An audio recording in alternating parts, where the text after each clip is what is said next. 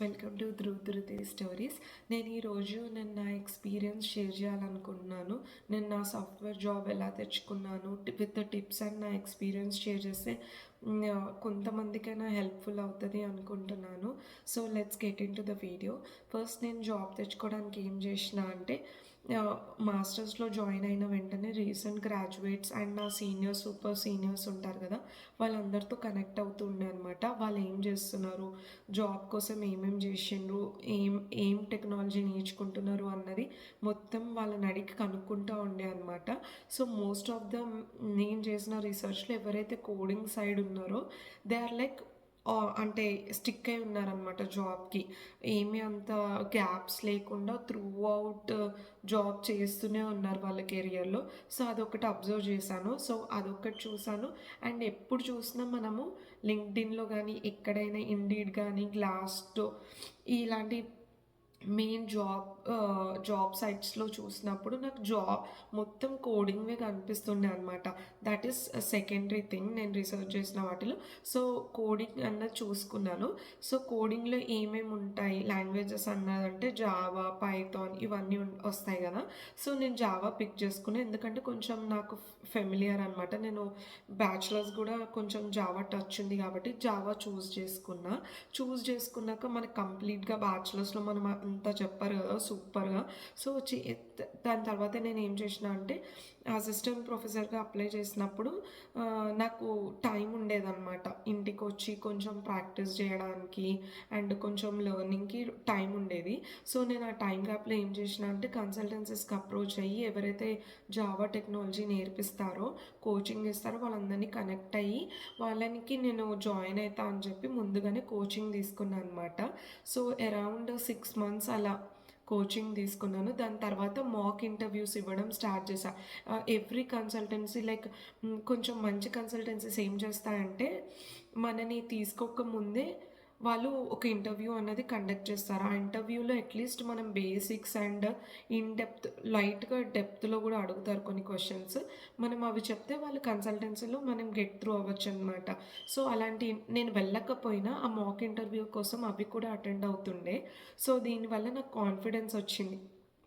Okay, ఇలా అడుగుతారు. And every time మీకు తెలిసిన క్వశ్చన్సే అడగరు ఇంటర్వ్యూలో.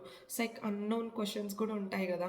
ఆ అన్నోన్ క్వశ్చన్స్ అన్నీ ఒక నోట్ ప్యాడ్లో పెట్టుకొని ప్రిపేర్ అవుతూ ఉండే నెక్స్ట్ ఇంటర్వ్యూకి. అవి మొత్తం ప్రిపేర్ అయ్యి అలా వెళ్తుండే అనమాట. సో సర్టెన్ ఇంటర్వ్యూస్ అయిపోయిన తర్వాత like I got really good confident. So CPT time వరకు నేను ఈ ప్రాసెస్ అంతా చేశాను.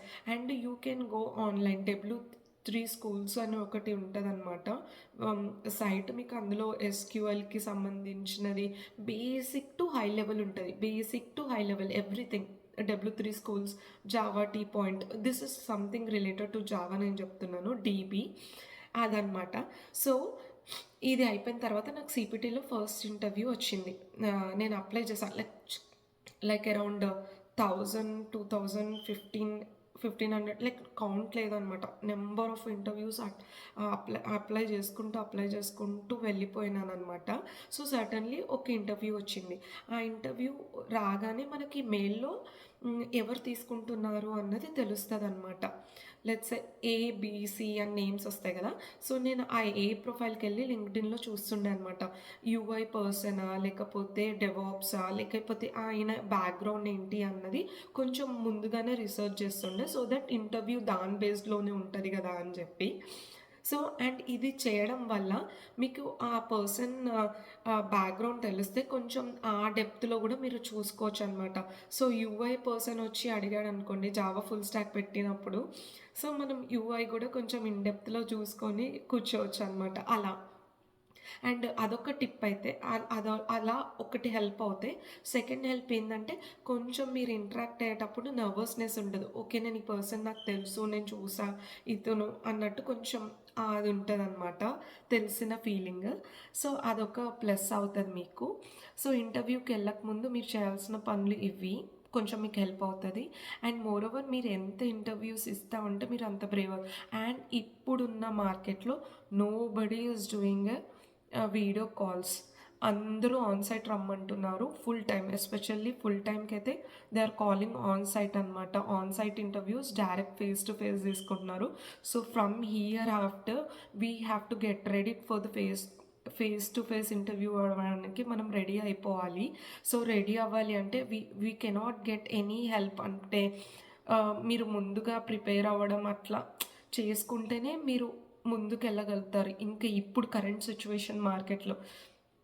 అండ్ ఒక్కొక్కరు ఒక్కొక్క జాబ్‌కి వితిన్ ఫ్రాక్షన్ ఆఫ్ సెకండ్స్ నేనిప్పుడు ఇలా అప్లై చేసి బ్యాకొచ్చి ఎన్ని అప్లికెంట్స్ ఉన్నాయా అని చూస్తేనే లైక్ నియర్లీ 20,000-30,000 ఇలా పెరిగిపోతూ ఉన్నాయి. సో మనం ముందుగా ప్రిపేర్ అవ్వడం very important in current situation. And ఇదొకటైతే నెక్స్ట్ అందరూ చాలా నర్వస్‌గా ఫీల్ అయ్యే పాయింట్ ఏందంటే 90 డేస్‌లో ఓపీటీలో రాకపోతే ఓపీటీ పోతదా అని. సో ఇది కూడా మీరు జాగ్రత్తగా చూసుకోవాలి. ముందుగానే ప్రిపేర్ అవ్వాలి. I know part time attend మన ఏమంటారు, మన బ్యాంక్ బ్యాలెన్స్ ఇవన్నీ చూసుకోవాలి, that's true. But every day whatever you do in a day try to spend 1 or 2 hours on your future. Like CPT ఓపీటీలో మనం జాబ్ కొట్టాలంటే ఇప్పటి నుంచే ప్రిపేర్ అవ్వాలన్నది మైండ్లో సెట్ చేసేసుకోండి. దెన్ ఓన్లీ ఆ 90 డేస్ పీరియడ్లో మీకు ఆ గ్రేస్ పీరియడ్లో మనకు జాబ్ వచ్చేస్తుంది అనమాట. ఇదొకటి. అండ్ నెక్స్ట్ థింగ్ యూ చెప్పాను కదా, ఇంకొకటి contract and full time 2 things ఉంటాయి. ఫుల్ టైంలో మీకు జాబ్ ఒకవేళ ఫుల్ టైం ఇంట్రెస్ట్ ఉండి మీకు అలా జాబ్ రావాలి అనుకుంటే I tell you one best tip. నేను ఫాలో అయిన టిప్ అండ్ నాకు వర్కౌట్ అయిన టిప్ ఏంటి అంటే, మీరు ఎలాగో వితౌట్ ఎక్స్పీరియన్స్ వస్తారు కొంతమంది. విత్ ఎక్స్పీరియన్స్ వచ్చిన వాళ్ళు వెల్ అండ్ గుడ్, వాళ్ళు కూడా ఇది యూటిలైజ్ చేసుకోవచ్చు ఈ టిప్ని. సో వితౌట్ ఎక్స్పీరియన్స్ జెన్యూన్గా ఎంట్రీ లెవెల్లో వెళ్ళాలనుకున్న వాళ్ళకి మీరు రెజ్యూమేలో ఏమీ పెట్టకుండా వెళ్ళలేరు కదా. సో నేనేం చెప్తా అంటే, లెట్స్ సే మీరు ఒక ప్రొఫెసర్ కింద ఒక ప్రాజెక్ట్ చేయండి. నేను జావా అనుకున్నాను కాబట్టి ఇనిషియల్గానే 3 monthsలో నేను అసిస్టెంట్ ప్రొఫెసర్ ఎవరైతే చెప్తారో ఆ ప్రొఫెసర్ కింద ఒక చిన్న ప్రాజెక్ట్ చేశాను స్ప్రింగ్ బూట్ ఫ్రేమ్వర్క్ పైన. సో ఆ ప్రాజెక్ట్ చేసా. ఎన్ని మంత్స్ అంటే లైక్ అరౌండ్ 6-7 months చేశాను ఆ ప్రొఫెసర్ కింద. చేసి ఆ ప్రాజెక్ట్ ఎక్స్పీరియన్స్ కూడా విత్ మాస్టర్స్ చేస్తూ ఆ ఎక్స్పీరియన్స్ కూడా యాడప్ చేశాను రెజ్యూమేలో. అది కూడా ఒక ప్లస్ అయింది. మీరు ఇలా చేస్తే ఫుల్ టైమ్స్ అప్లై చేయొచ్చు. కానీ కాంట్రాక్ట్ జాబ్స్కి మీకు అట్లా ఒప్పుకోరనమాట. They want to add more experience అని అంటారు. But with this experience you can really apply full time jobs. చాలా కంపెనీస్ ఇలా చూసి కూడా తీసుకుంటాయి. నాకైతే అలానే తీసుకున్నారు. నేను ఆ ఎక్స్పీరియన్స్ పెట్టే నేను గెట్ త్రూ అయ్యాను. సో ఇదొక టిప్ అనమాట. అండ్ మీరు పెట్టేటప్పుడు కూడా కరెంట్‌గా ఆలోచించి ఒక మంచి ప్రాజెక్ట్ తీసుకోండి. అంటే ప్రోడక్ట్ బేస్డ్ కంపెనీస్‌కి వెళ్తారు కాబట్టి ఆ ప్రోడక్ట్ బేస్డ్ కంపెనీలో ఒక చిన్న మాడ్యూల్ తీసుకోండి. సపోజ్ ఏ దాంట్లో అయినా ట్రాన్స్‌పోర్టేషన్ ఉందనుకోండి, సప్లై చైన్, అది తీసుకొని దానిపైన ప్రాజెక్ట్ చేయడం. అలా అనమాట. Majority of the product based దేనిపైన డిపెండ్ అయి ఉంటాయో చూసుకొని అలా చిన్న ప్రాజెక్ట్ చేయండి దానిపైన, ఆ మోడల్ పైన. సో ఇట్ విల్ వర్కౌట్ అనమాట. ఇదొకటి.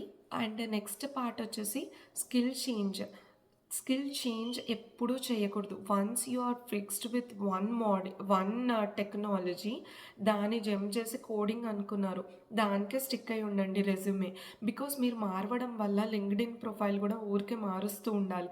That is time waste and all consuming అనమాట. సో మీకు కన్సల్టెన్సీ పర్సన్ వచ్చి నువ్వు ఇది కాదు ఇది తీసుకో అంటే ఈజీగా మైండ్ చేంజ్ చేసుకోవద్దు. వన్స్ యు ఆర్ ఒక దానిపైన స్టిక్ అయి ఉన్నారంటే దానిపైనే స్టిక్ అయి ఉండాలి. You should not change. Okay, దీనిపైన జాబ్ రావట్లేదు, నేను 2 months ట్రై చేశాను, చేంజ్ అయిపోదు, అలా కాదు. ఒక్కసారి అయిపోయారంటే that's it. You have to be stick on it, అంతే. దాని తర్వాత మీరు ఇంకొకటి, ఎప్పుడు గ్రాడ్ అవ్వాలి అన్నది బాగా ఆలోచిస్తారు కదా. So what would I say is, జూన్లో ఓపీటీ వచ్చేలాగా చూసుకోకండి. డిసెంబర్లో మీ కోర్స్ వర్క్ అయిపోవాలి. సిపిటి జాన్లో రావాలి. ఎందుకు ఇలా చెప్తున్నాను అంటే, most of the companies September, October, November, December freeze అయి ఉంటాయి. అవి అంటే లీవ్స్‌లో ఉంటారు మోస్ట్ ఆఫ్ ద ఎంప్లాయీస్. అంత ప్రొడక్షన్ అనేది జరగదు. అండ్ హైరింగ్ ప్రాసెస్ కూడా పాజ్ అయి ఉంటుందనమాట. So, better I would say graduates ఎవరన్నా అవ్వాలి అనుకుంటే డిసెంబర్‌లో అయిపోయి వాళ్ళ సీపీటీ అనేది జాన్‌లో స్టార్ట్ అయ్యి జూన్‌లో అనేది ఓపీటీ తెచ్చుకోండి. దట్స్ వాట్ ఐ డిడ్ అనమాట when I was doing my masters. And ఇలా చేసుకోవడం వల్ల మీకు టైం అనేది వేస్ట్ అవ్వదు. Most of them when you go to August కదా, సీపీటీ అయిపోయే టైంకి మీకు ఆ బ్రేక్ వచ్చేస్తది. ఓపీటీ కొంచెం సెప్టెంబర్, అక్టోబర్, నవంబర్‌లో మీకు అలా ఓపీటీ వచ్చినా కూడా మీకు అది వర్కౌట్ అవ్వదనమాట. ఎందుకంటే అందరూ ఇలా ఉంటారు. అప్పటికే మీకు 3 మంత్స్, 2 మంత్స్ వేస్ట్ అయిపోతది. So, it's waste of time అనమాట. యాహ్! అండ్ ఇంకొకటొచ్చేసి పైథాన్, స్కేలా, డేటా సైంటిస్ట్ ఇవే కొత్తగా ఉన్న జాబ్స్ మీకు కనిపిస్తూ ఉంటాయి ఇప్పుడున్న మార్కెట్‌లో. సో, ఇవే కాకుండా మీరు పాత టెక్నాలజీస్ కూడా నేర్చుకున్నారు అంటే ఈజీగా జాబ్ వచ్చే ఛాన్సెస్ ఉంటాయి. ఎందుకంటే most of the companies like పాత టెక్నాలజీ బేస్డే ఉంటాయి. కొన్ని మాత్రమే స్మార్ట్ టెక్నాలజీస్ చూస్ చేసుకుంటారు హైర్ చేసుకోవడానికి. So what would I say is పాతవి కొత్తవి 2 సైమల్టేనియస్‌గా నేర్చుకోవడం ఇప్పుడున్న సిట్యుయేషన్, ఇప్పుడున్న మార్కెట్‌లో that would be better better thing. And next వచ్చేసి ఒక్క ఇంటర్వ్యూకే మీకు హిట్ అయిపోవాలన్నది ఎప్పుడు ఆలోచించకండి. ఎన్ అంటే ఇస్తూనే ఉండండి ఇంటర్వ్యూస్. ఈవెన్ మీకు జాబ్ వచ్చాక కూడా మీకు బ్రష్ అప్ అవ్వడానికి టాపిక్స్ వెరీ ఆఫెన్ ఇస్తూనే ఉండండి ఇంటర్వ్యూస్ కూడా. అండ్ ఇంకా మీకు నేను చెప్పిన వాటిలో ఏమైనా డౌట్స్ ఉన్నా, క్వశ్చన్స్ ఉన్నా please do let me know in comment session. And మీకు ఈ వీడియో నచ్చితే please do subscribe, like and share with your friends. And thank you.